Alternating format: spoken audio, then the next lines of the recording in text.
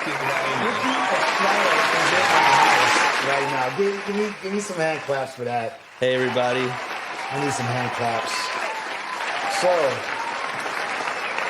Mr. Mayor. Yeah. How are you? I'm good. How are you? Yeah, thank you for inviting me. Anytime. I mean, Yeah. this is a pleasure for you to be in my home during the holidays. You had a pretty stringent and stressful campaign. Yeah. Fought Yeah. the good fight. I got down to having to count votes down at the very end there, down to the wire, right? That's right. It came down to the very end. And so you and your counterpart, Lisa Sobek, were the front runners. Yeah. And you won it by, how many votes did you win that by? About 368 was the final count. 368 votes. We're talking about a photo finish there. It was a photo finish. Talk about it. Yeah. I mean, it was more exciting than the Kentucky Derby, especially for Menifee residents. And there were about 50, give or take 50,000 votes counted. Mm-hmm. And it came down to a couple hundred. 300 and some change. And this is why it is very important to turn out and vote. And this is a perfect example. You know, you hear the mantra over and over, your vote counts, your voice matters. And in local elections like this, a couple hundred turned out to be the difference. Man, well, congratulations first and foremost. Thank you. So how does that look? Like, how does the new position feel? Like, you wake up in the morning. Before it was, and brush my teeth, go do, and then I gotta go and drive into a job or something like that. Right now, I wake up in the morning and I'm responsible for an entire freaking city. Right. Yeah. So as a councilman, I was responsible for a district. Mm-hmm. I mean, as a councilman, you want to help everyone. If someone from a different district reached out, I was always there. But now, as mayor, I am the symbolic leader and visionary for the city. I also have the help of my city council colleagues, and I appreciate their support, and we're a team. Now residents have high expectations now that the election is over. Absolutely, they do. And I hope to bring a fresh perspective, more unique identity for Menifee. Menifee residents, I want you to know I'm going to work hard for you every day to deliver that vision. And you moved here. We're a growing city. We're a boom town. And we have 119,000 residents. Okay, we're here, but now why should we stay? Right. A lot of residents are moving out of California for the cost of living. A lot of our residents leave to Temecula or Marietta or Lake Elsinore for recreational activities or just to have dinner with their wives and their families. We want Menifee now, the next wave of leadership, to lead us into that unique identity. Let's establish a downtown. Mm-hmm. Let's bring unique eateries and entertainment so our families and our kids can enjoy the city here at home. Absolutely. So what's the lineup? So you have Mayor Ricky Estrada. Who's council for District 1? Who's District 2? Who's District 3? Okay, so we have District 1, Councilman Bob Carwin. He represents Sun City and some of the other outskirts surrounding Sun City, but that's his primary core. We have District 2 that is vacant. We are looking to fill that seat in the next 60 days. So how does that work? Is there going to be an election for that, or is that going to be an appointed position? That's going to be an appointed position. Okay. The last city council meeting decided to make that an appointed position. All right. And all the residents out there, and if you live in District 2, later today's the 23rd, right, Trilla? I believe so. Okay. Yeah. Yep, 2 days before Christmas. It's already here. Yeah, it's already upon us. Yeah, so tonight or within the next 24 hours, expect the city to make a press release and give residents who live in District 2 up to January 7th to submit a statement of intent, answer a couple questions, give their vision for what they would like to see Menifee be, and the council can make an appointment within the next 60 days. 60 days. Wow. Yeah. So that's District 2. Now, what's District 2's boundaries or what neighborhoods? Yeah, District 2 is an interesting district. That is the only district that touches from the very north of Menifee, close to Ethonac, all the way down to Scott. It has Quail Valley. It goes down into Audie Murphy Ranch, that housing development. Okay. And then from Audie Murphy Newport Road. It goes all the way down Marietta to Scott Road.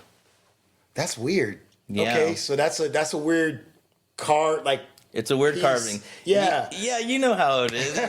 And nobody likes how, they draw these districts and people say, oh, why is the lines are drawn really funny there. And that happened a long time ago before I was here. But, I mean, we all as everyday citizens know they draw the lines funny. Gotcha. So District 2, open. Yes. We have District 2 open, and we're looking at potentially having a citizen fill that position here in the next 60 days. Correct. Yeah. Any resident who lives in District 2, registered voter, over the age of 18 can apply. Okay. And then District 3, who's the councilman there? District 3, we have a new councilman. His name is Daniel Temple, and that district generally encompasses the Menifee Lakes community and Newport Road down to Scott Road. Okay. It's the southeastern portion of the city. Okay, you got you. So this, where we're currently at, is District 1, where we're at right now, right? It's considered, well, we're kind of incorporated, but We're District 4. okay, so District 4. Yeah, now District 4, that's Dean Dinas. He generally represents Heritage Lakes and here close to Heritage High School, the border of Ethonac down towards Newport. This is the northeastern portion Okay, of the got city. you. Because before there was only 3 council members. There's always 4. There's always been 4? There's always 4, and there's always 1 mayor. So the whole council makes up a body of 5. Okay, alrighty. And then you have your assistant mayor. What's that title? Oh, so the mayor pro tem. Pro tem. Yes, that usually rotates amongst city council members. Okay. And after I was sworn in last week, the council decided to make council member Bob Carwin mayor pro tem District 1. Got you. So that's where I was lost in the sauce. The mayor pro tem is actually a district councilman as well. Correct. But that position rotates, or okay, understood. Yeah. So what is the position of a pro tem? The pro tem generally steps in for the mayor if he's out for Vacation or something. Well, I just got on the job, so I Call won't out, be taking. Yeah, let me use those sick days. Yeah. If there's a medical reason or a prior obligation or a family reason, the mayor pro tem generally conducts the city council meetings or any other ceremonial So by duties. direct, right? Okay, so if there needs to be the mayoral representation, and the mayor can't be there. That's the guy that's going to do that. Yeah, if I have to take a call from the president, I have to step out real quick. Yeah, Wow, how's mayor pro that? tem. So let me ask you a question. So okay, so like I said, we're going back. So a day as the mayor, day one, when you woke up that morning and you're like, I'm the mayor of Menifee. Yeah. What was that day like? Well, it was a relief, I would have to say, because I worked really, really hard to get to this point. It was rewarding, and it also, ultimately the reason I ran for office was because in me, deep down, going back to when I was a kid, my grandmother, she was Catholic. I was raised Catholic, and she would read, the rosary every night, and always just confide in God. And so ever since I was a little kid, it was instilled in me, hey, Ricky, show love for God and show love for, those around you, and try to make the world a better place and serve God. And by serving God, you can serve others. And so it was very fulfilling that, now I can take on this leadership role where I can help my fellow residents and my community and our schools and our seniors and our veterans. And, I hope to be that symbolic figure that, well, first of all, I always just see my name as Ricky. Right. And that's who I'm just Ricky. And there's still a lot of times now where people say mayor or Mr. Mayor, and I say, thank you, but I'm just Ricky. Right. And so just serving God and hoping to help others is really fulfilling.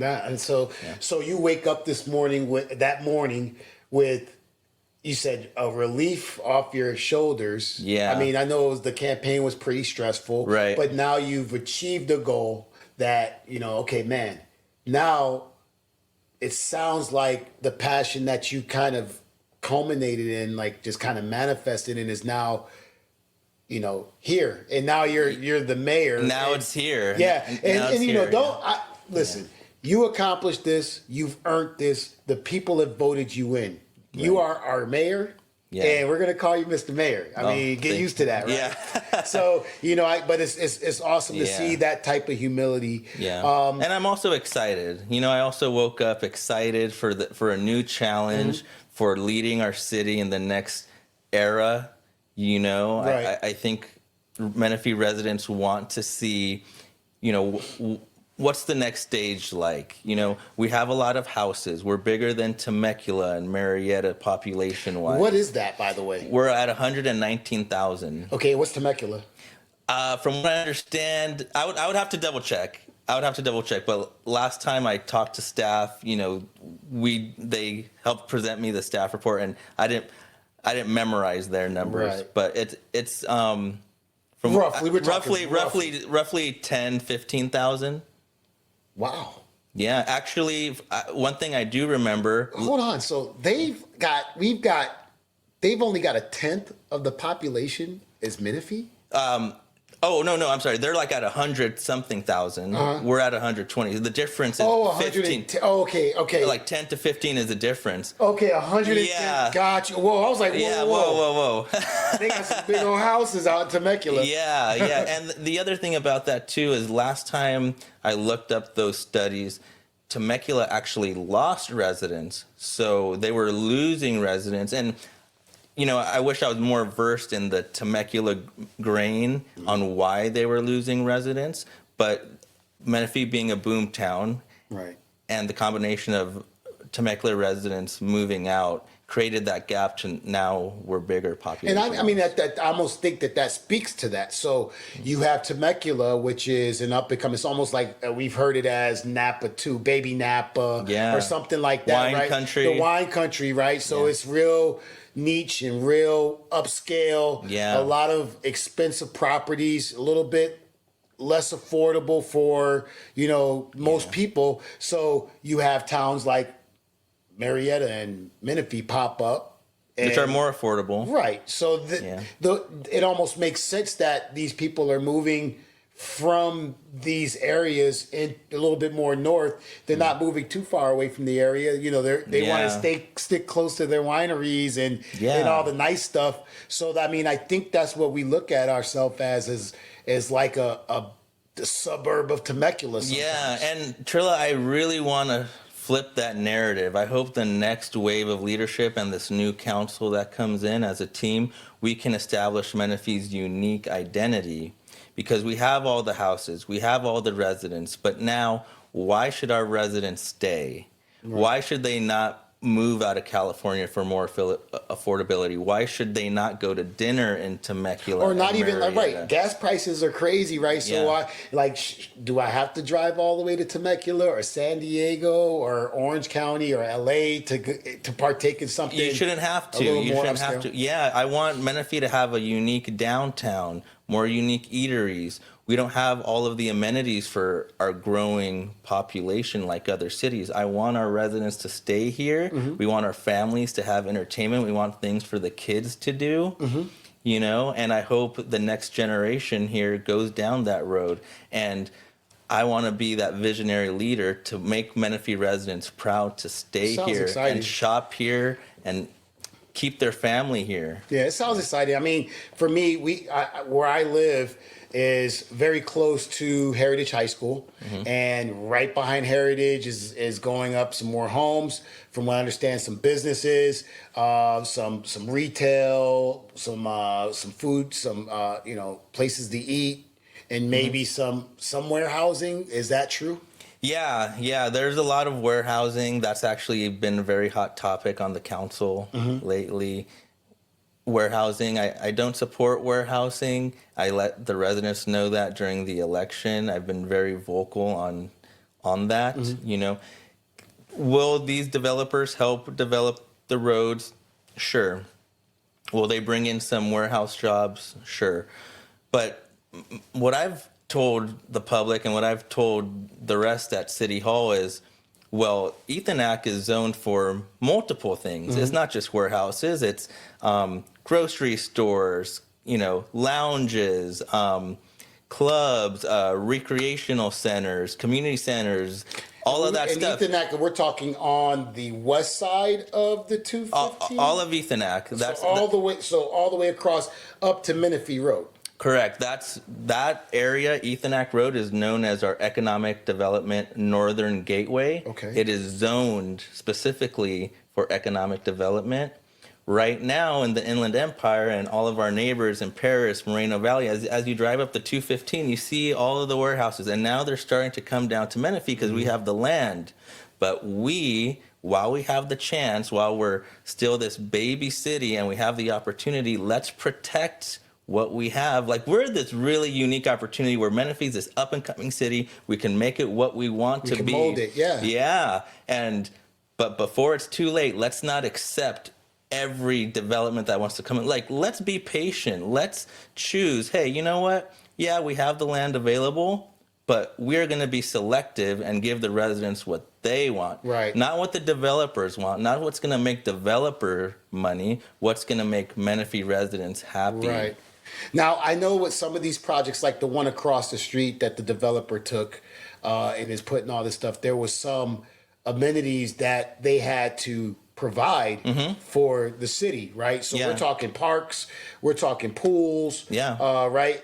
From what I understand, there's a fire station, that's going to get built for the city of Menifee, which should be state of the art. Like, we're not going to skimp on that, right? Like, we're asking for all the bells and whistles there. So how's that working? So is that usually how that works when we start talking about development and those type of people coming in? What are you going to give the city? Right. So with all of these developments that come in, usually they give what I'd like to call bargaining chips. Say, hey, if you approve our project, or if we can sway you to approve this, we will add this, or we can give you that, and so and so.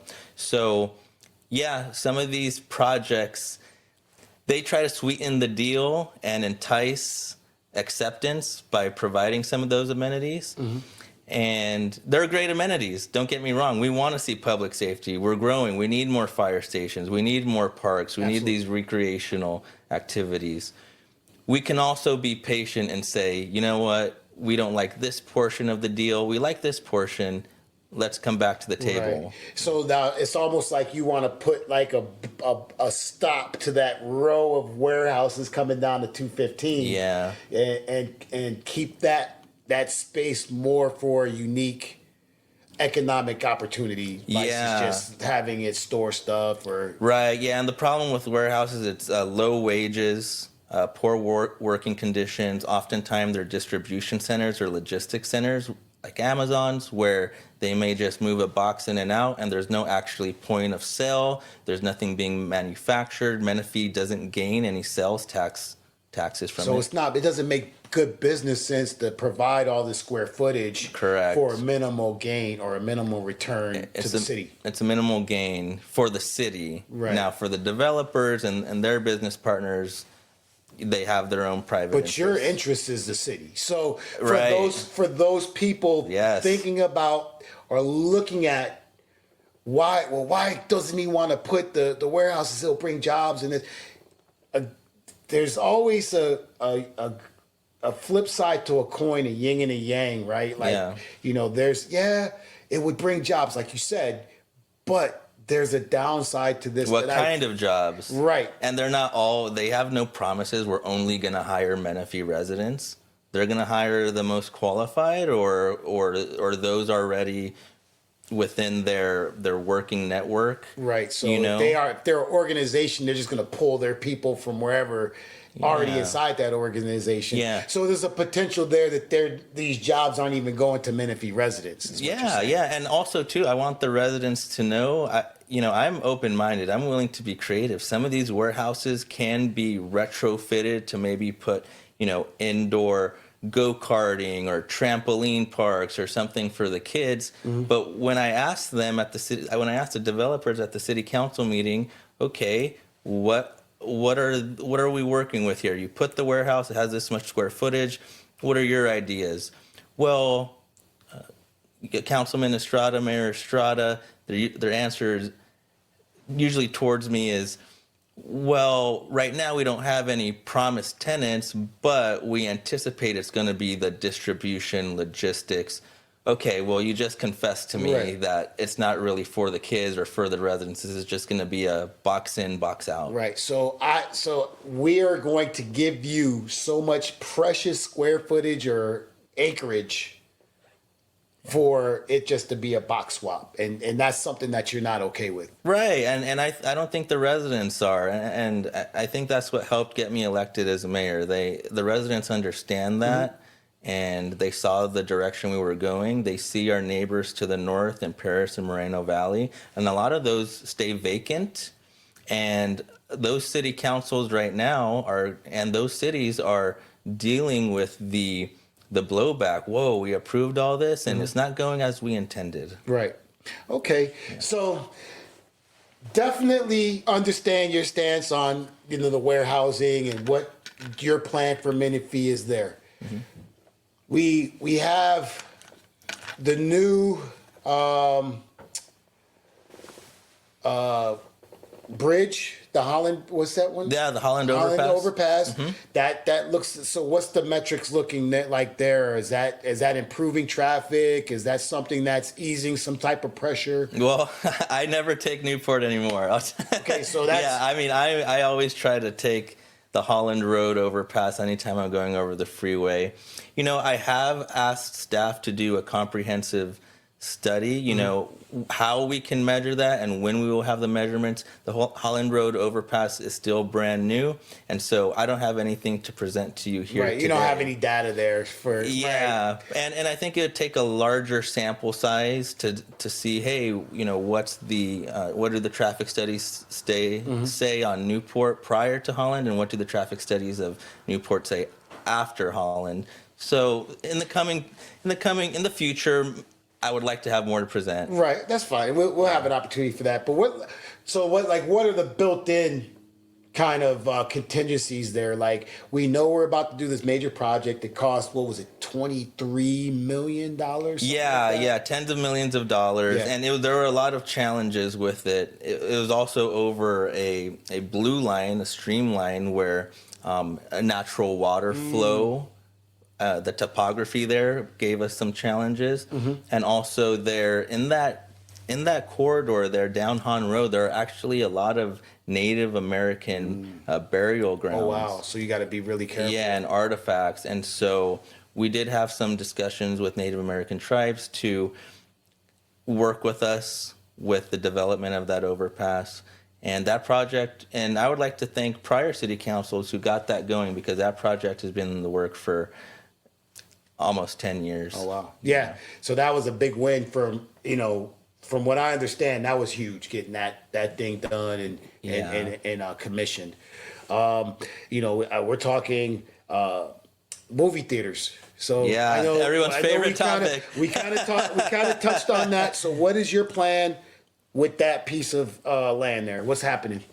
So a couple weeks ago, the city council, actually last week, the city council voted to declare the retail pads in front of that a public nuisance. Okay. Krikorian owns the theater. That's one pad. He also, and a lot of people don't know, he also owns the retail pads in front of that. You may see those steel beams up, and they caught fire. Yeah, I remember when that happened. I think around this time last year, there was a big fire there, and we had to declare it a public nuisance. All of the material, as you can tell, you don't have to be an engineer to tell, Trilla. That stuff is weathered. Yeah, I would say all of it, we have to start over from scratch. We're not salvaging nothing over there. Yeah. Right, so that's all a loss. It doesn't look good. It's a blight to the city. We had some homeless coming in and out of there, the fires, the safety hazard. So the next step now is to demolish it. Okay. It's We have plenty of code enforcement violations there, and so we're going to tear down the structure, rip out the foundation, and the next phase now, there's a couple steps we can do. We need to push Krikorian to sell the property. Okay, so that's the big push. Get that guy off that. Now, is that going to be a big challenge? Is he going to be pretty firm or stern with coming off of that land, or is it? You know, he keeps making excuses about needing more time and the potential of it, but man, he's had plenty of time. So we need to figure out a way to put pressure on that to get that done, huh? So we're talking about in the heart of that little. That's the heart of our city. That little situation right there. If we can't get that figured out, like you said, we're heartless. There's no identity. We need to fix that little patch right there, huh? Yeah, and so what would be your vision? Okay, perfect world. He sells it. We demo it. What would Ricky Estrada put there? Mayor Ricky Estrada. The perfect world. This next wave of the next era of Menifee should be about economic development and entertainment. Okay. So we put a new developer in there, someone who's willing to invest in entertainment complex. I'm willing to be creative. I have open mindset. Have that, and then continue all that momentum in that civic center and Han Road, where we have the BJ's and the Buffalo Wild Wings and the Lowe's and a couple restaurants, and go all the way down Han, all the way to Scott, or as far as we can, and make that Menifee's downtown. A nice little strip. And it's visible from the freeway. It's visible from the freeway, and some walkability, Right, you go park it. You park at the ends. And then you can walk to... have some water fountains, some monuments, for those of you who would love to bar hop, go from one spot to the next. Okay. Have a couple unique eateries. Okay. A little bit of retail. I can see it. Mm-hmm. I can see it in my mind, and I can imagine walking down Han Road around this time, the holidays, right? Yes. With it all done up. All done up. Beautiful. Yeah. And you're able to get, for everyone, right? You have your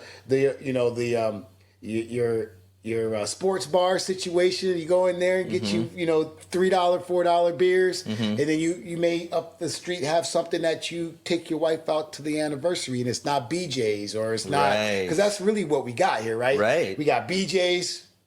Nothing against BJ. Yeah, I enjoy their. Nothing against BJ. Texas Roadhouse and Olive Garden. We got a couple of nice sit down. Shout out to Tequila and Tacos and Tequila. There you go. They're great. They're unique. We have a lot of uniqueness, but it's almost a lot of them too are chains. Yeah. Or corporate. Right. And like Tacos and Tequila, right there in that civic center, they're great. It's a small business. I think wasn't it the ownership from Pavechos? Oh, that's a different owner. Okay. Yeah, the owner of Tacos and Tequila is Gus and Vicente, and they help run that. Pavechos is now the same owner as Rosie, Chef Rosie. Yep. And she's in Sun City, and she has a Lady R Bistro. Shout out to her, because I heard about her bistro. I heard it's excellent. Yeah, she's a very famous chef, and she helps bring Menifee that unique identity. I love to eat. Yeah, I love to eat, and what would be awesome is to see some of these like unique spots. Now, being a mayor, what opportunities do smaller businesses have? Like your personal, smaller businesses in some of these developments. Are there going to be opportunities for smaller businesses? Is the city of Menifee encouraging smaller businesses to get out there and open up in some of these locations? Yeah, so the city offers a couple programs that historically to help them. We had a menu grant program which provided thousands of dollars for unique eateries to open up, which helped set up their kitchen investments in that. Another thing the city has done historically is forgive a portion of the sales taxes for new businesses who choose to open up in Awesome. Menifee, to try to alleviate any burdens it is, because it's tough in California to start a business. Right. And so our city does have a couple programs to help open the door for that. And I, as a city councilman, brought up lowering business license fees as an agenda item. And staff is going to come back with another presentation after we gave them direction and say, hey, these are the places where maybe we can tighten up some things and improve the lives of our residents. So those are a couple things we're working on, and I am more than happy to also in the future help forgive the taxes that these businesses pay, because we want them here. Like I said, we're here, we're all here, but we want you to now stay here. Right. So there may be some things that have to get corrected, like you said, tax situations, certain areas of commercial taxation, maybe, trying to encourage these businesses, like you said, to stay, residents to stay. Me, I am a resident, and I would say my interests, obviously, right now I have 2 school-age children, and that live with me. The rest are college or married and gone, or, what I'm saying, out to the 4 winds. But like right here specifically, a city park, my kid has to walk across 2 major roads to get to a park for here. I think these parks need to be looked at a little bit for our kids. Ownership of some of these parks, I'm not sure how they work now. Like, is it City of Menifee, or is there a private entity that owns some of these parks, or a lot of these parks? So here on your side in District 4, a lot of the parks are managed by Valleywide. A lot of the parks to the west of the 215 are managed by the City of Menifee. So Menifee is in a unique spot where half of its parks are managed by Valleywide, a different entity. Part of your property taxes go to that district, and the residents on the west side have property taxes that go straight to Menifee for their parks. And to give you an update on that, a couple months ago, the City Council approved a study to see the feasibility of annexing all of these parks in your district, District 4, and in District 3, to see if the city of Menifee were to incorporate and annex those parks, the steps it would take, how much would we have to invest to raise them up to the Menifee standard, because there may be some deficiencies we see. I mean, that's a big thing, safety, because my kid plays baseball on these parks. So that's a big concern of mine, is who's maintaining these. Safety, maintenance hours, are the sidewalks up to code? Are they ADA compliant? Accessible. The restrooms, are they on septic? Are they proper sewage for them? What needs to be remodeled? Are the lights? Do you have lights? You might not have lights. How much would it cost to install lights for them to play at night? Right. All of those things have to be considered. So that's big for me, because and there's a question that we have someone that wants to ask you. And we're starting to get into this new age where I was a latchkey kid, but we didn't have half the worries that we have nowadays. Having kids have to go too far out of the neighborhood to go to enjoy a park or something like that, I think really should be looked at, because if you really want to look at the safety of the kids, you got to keep stuff in close proximity to where they're not moving, they're not going so far away from the house. And I want residents to know too, as your mayor and as your council member in the past, I've really advocated pushing back against the developers. I want the residents to know I work for them and only them, their interests. I also ran my election saying, hey, we need more parks and open spaces. Let's stop with all the increases to housing density. Let's stop with the warehousing. Let's stop tearing up our roads. Our infrastructures can't keep up. We want more entertainment, more parks and open space, more recreational activities. The developers want to come in and cram us all in as tight as we can, because the more lots they sell, the more money they stuff their pocket. But we as your city should say, you know what? We're going to stop the density right here. We'd like to see more acreage in the parks, more investment in community centers, things like that. Now, perfect world again, Menifee. What's the perfect population size in your opinion? What would you want to see Menifee cap out at? You would think that as far as land space, how many more houses you would want to see here? That's it. This is it. This is it. So what's going on by Heritage is it for you? What's going on now? If in my perfect world I could stop it all right now, you would stop that? It would be done. Okay. Yeah. Now some of these projects have already been entitled, they've already been approved, so legally we can't go back and say we take that away. So in some ways the horse is out of the barn, but in my perfect world, and also California is saying, hey, you also have to do these things to help alleviate the housing crisis. Right. So we do have challenges, but there are in my time in city council, there have been a couple projects already where the city council has had the authority to say, you know what, we'll stop. No, we're not going to let you increase the density. And unfortunately, it got approved. But I've been a strong advocate to say, you know what, our residents have had enough. They want to see more entertainment, more parks and open space. Yeah, and I think that was one of the questions too. Topics that I was seeing a lot is like we're getting too urban. We're moving away from the rural feel, and like we were kind of talking pre-show. You know, there's a good balance there. You know, I've been across the country. I've lived in tons of different states and different cities across the country with my military, walks of life, and even before the military. Yeah. So you know that there's this perfect balance.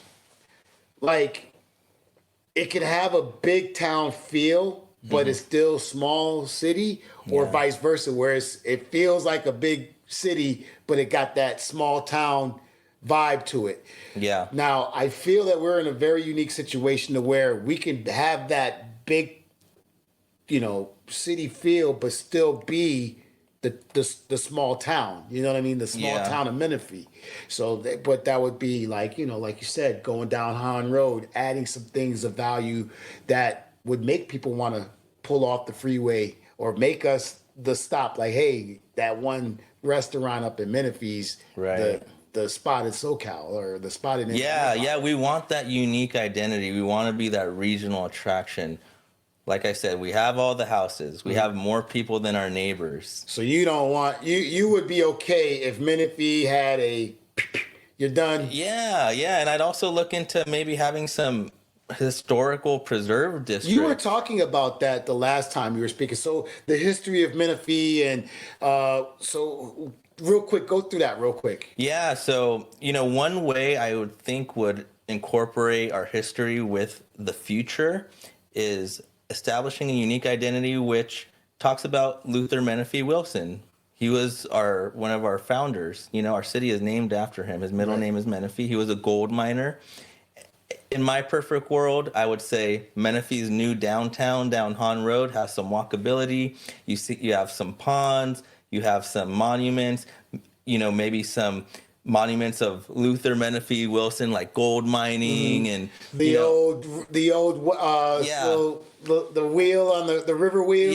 Showing the agricultural history and saying, giving you some waterscapes. Yeah, or like maybe Luther Menifee Wilson, like gold mining, like pan mining, and like a little stream there, and you have some benches, and you're walking downtown, and it's like, I'm in Menifee. Yeah. Like I know, like so you could throw and you could throw change in there, right? Sure. And then Menifee come scoop all that change up, right? We'll help you with your road. See, so the longer the little wishing river is, the more money we can raise for the city. I'm gonna find you a job in the planning department. There you go. I'm with it. I got you. So I'm with it. I'm anything that's gonna be for the betterment of this city.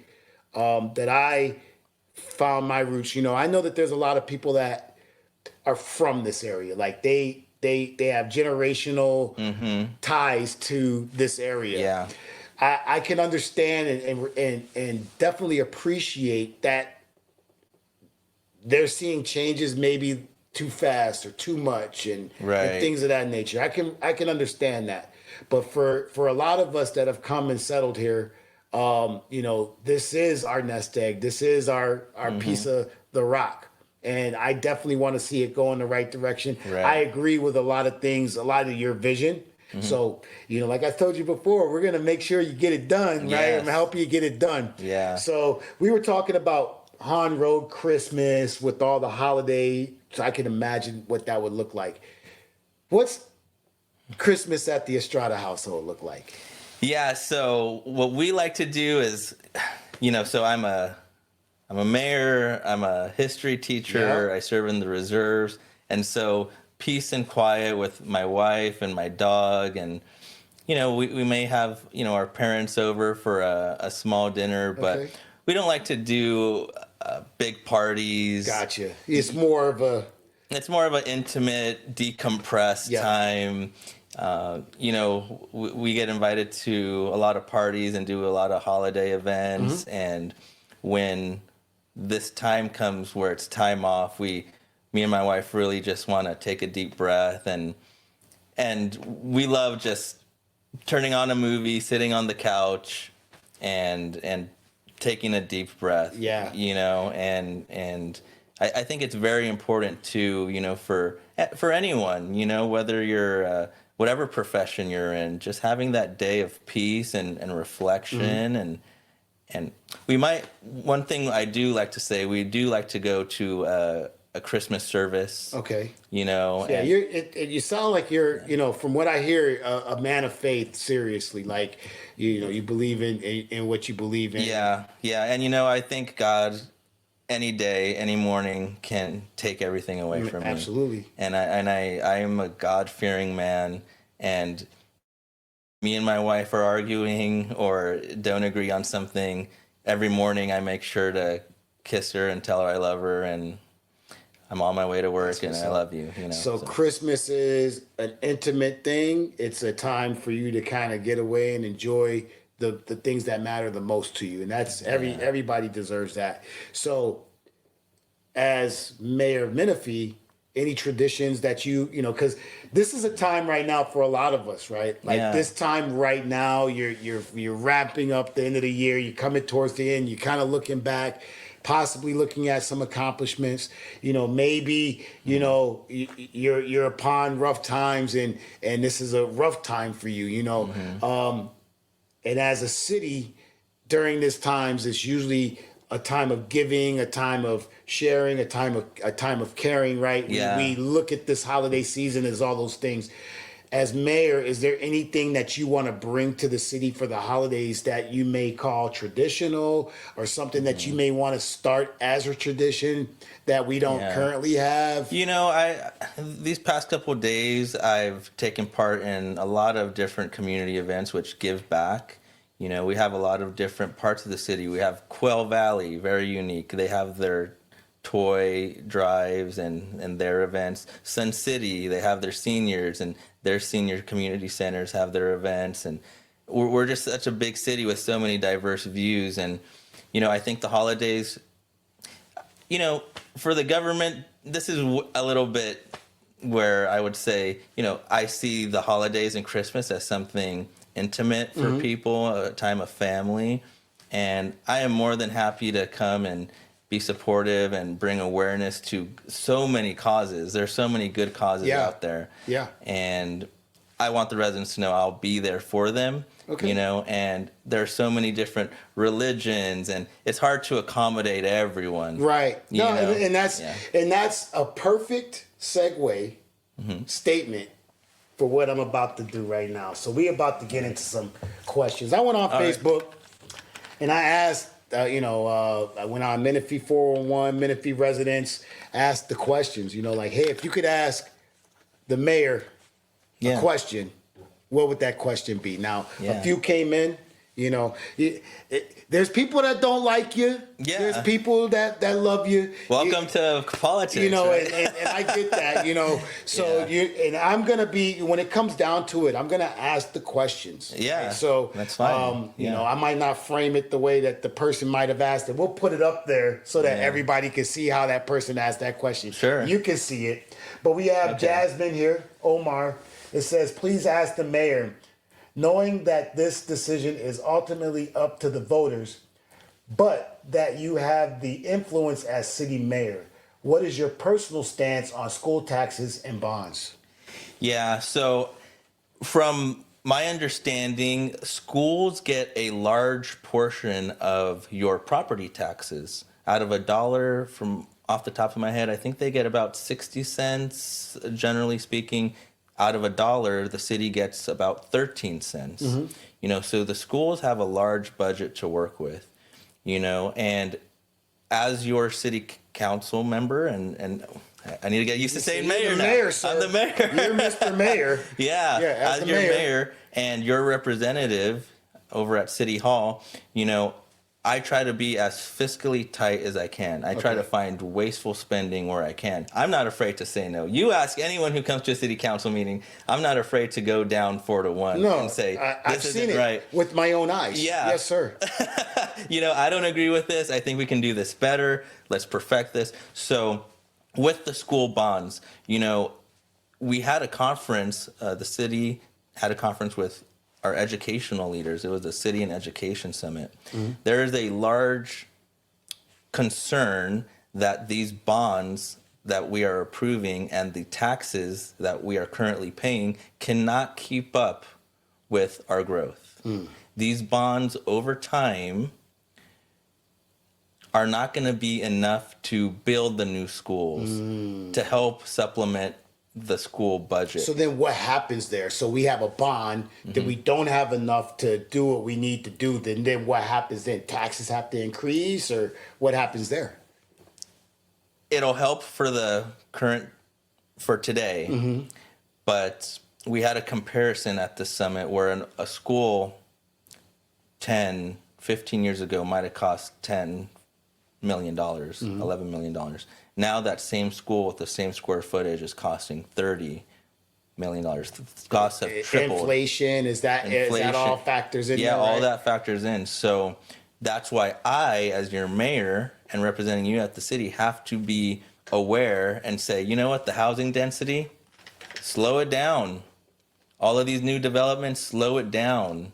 You know, we're already have more residents than our neighbors. So I, as your representative at the city, am going to try to have a healthy amount of growth because our schools and our roads can't keep moderation. up. Yes, Moderation. So that almost sounds okay. So that sounds very logical. Okay, so what you just said, you know, if we have an issue with that, you go on down to the council meetings and you voice your concerns, write them out, and let everybody know. But that sounds very logical. So yeah, Menifee's growth is exponential, and the school bonds are going to be, I hate to say it, a Band-Aid over it. And I wouldn't be surprised if in the coming years, school districts come back and say we need another bond because we've just grown so much. Okay. We got another question that came in. We got a few of them. Yeah. Tracy Clark, it says, please repaint the roads. You can't see the lane markings during the day, let alone at night. And I know what she's talking about. I know exactly what she's talking about. And the section from Hahn Road through to Scott, is super dangerous and dark at night with fast moving single lane of traffic, which she's correct there. Right. She says, also adds there, thanks, and I'm glad you were elected mayors. Congratulations. So thank you, Tracy, for commenting on that post there. Thank you, Tracy. So 2 things. I actually did send an email out to our public works director about the striping in our city. And I'm glad this question came up. And Tracy, no, I'm already on it. I sent him an email over the past couple of days or the last week or so saying our striping in our city needs to improve. I gave him a couple areas that other residents like you, Tracy, have reached out about. And his reply back was he is looking forward to bringing forward to council a line item in the budget to redo our striping for the upcoming year. That's big, because I'm gonna be honest with you. I had a situation where another citizen sued me because the way that AM and PM is set up on Menifee and on the 74 right there. Okay. So you literally will be breaking the law 50% of the time if you pull in there. So if you're imagining going down the 74 westbound and you're trying to get into that AM and PM right there, you take the left, you go there. If you go into that AM and PM, you're illegal because it's a double yellow line. Okay. You're supposed to go all the way down to McCall because you can't make any U-turns anywhere else up the road. Mm-hmm. You would have to go all the way up to McCall, bust the UE, then come all the way back down to legally turn into that AM and PM. The only way that you can legally turn into that AM and PM is if you're coming down Menifee Road northbound. Right. Right? Mm-hmm. And then I don't know why the entrance is blocked off on the eastbound side of the 74, but that might be a potential fix with the U-turn sign there. But going to that point, there's a lot of issues with the roads, and I'm one of the examples. I had someone sue me and my insurance paid them out $10,000. My daughter's car wasn't even damaged, wasn't touched, nothing, because she was trying to turn in there. Okay. Someone else got into a car accident and decided to blame my child for that accident. Okay. And then my insurance company was like, well, I'm looking at the satellite image and she shouldn't have been turning there. So we're going to pay her out because your child was making an illegal turn in there. Even though she didn't hit her, she didn't damage anything. Yeah, and right at that intersection, there's a lot of new development coming. You have that new gas station across the street, and then there's going to be more development right there at that intersection in that vacant lot to the north. So another challenge too, because we are parts like this Romoland area, the northeastern part, a lot of this area needs a lot more improvements to infrastructure. So you may see one-lane roads which can't keep up with all of the increased volume. And you can expect possibly more changes with all the new developments. They sometimes involve medians, they change turn lane pockets. But that intersection is historically known as an older area. And as you see our city grow, you may see expansions of the roads into 2 lanes on each side. Right. Okay, so there's definitely a plan to have this happen. So to Tracy, I believe her name was her concern, and to mine, it sounds like you have a plan moving forward for that. Yeah, and it may not be tomorrow. Perhaps, obviously. But with the developments coming in and us growing as a city and us wanting to invest more in Romo land and Ethanak and Quail Valley, these underserved areas with poor infrastructure, in the future, the goal is to improve the circulation. Okay. All righty, and we got one more, and I think it's an e-bike question because, congratulations, Ricky. What's your plan for e-bikes now? Yeah. I have children that are in the age for that. I mean, this is a new technology that is out, and it's pretty powerful. Yeah. Mode of transportation without having to go to the DMV and register. Right? So are there going to be any ordinances? I mean, for the safety now, I think, for my own child's safety, even if I was to have him on an e-bike, I would want there to be some guidance from the city that says, so that way I can tell them, hey, you got to do it like this, or you have to have a helmet on, or you have to do this, or you have to do that. Is there any provisions for e-bikes? Right. And so thank you, Shelley, for bringing that up. I think we all acknowledge this is a newer thing. The e-bikes are an up-and-coming thing, becoming more popular. And now we as the government have to try to catch up to address this.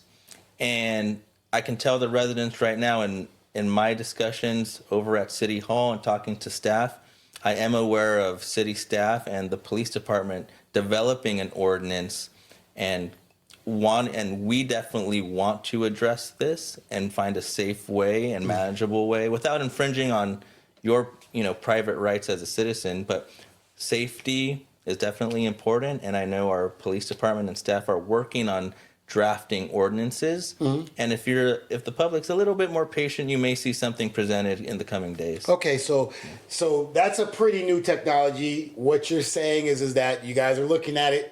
Yeah. Understanding, knowing that is a very big concern for your citizens. Right. I understand our police department and our legal department are working to develop an ordinance, and it's in the drafting phases. So perfect. That's I think that's is best. I mean, all we can ask as for, of now. All we can ask for. So that here in the next coming months, we'll see that.